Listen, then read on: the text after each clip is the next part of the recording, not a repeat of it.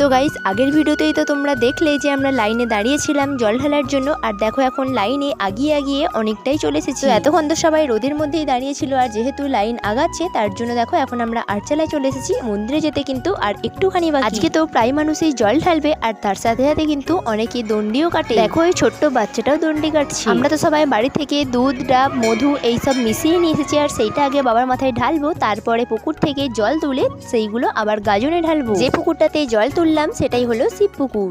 ছোটবেলাটা আমার যেহেতু মামা বাড়িতেই কেটেছে, তার জন্য এইসব জায়গা আমার খুব ভালোভাবেই চেনা, আর এখানে তো আমরা সব সময় খেলতাম। সেই সব দিনগুলো আজ আমার কাছে স্মৃতি হয়ে রয়ে গেছে। এখন যদিও তেমন একটা আসা হয় না, আর যদিও বা আসি তেমন একটা থাকা হয় না, তাই আর এভাবে ঘোরাও হয়। তো অনেকক্ষণ ধরেই তো তোমরা আমার বকবক শুনলে। দেখো এবার আমার মামা বাড়ির মন্দিরটা দেখে নাও। মন্দিরটা কিন্তু খুব সুন্দর বানিয়েছে। আর এখন সবাই যেখানে জল ঢালছে এটা হলো সূর্য মন্দির। তোমরাও যদি বাবার ভক্ত হয়ে থাকো তাহলে কমেন্টে একটা হর হর মহাদেব লিখে যাও।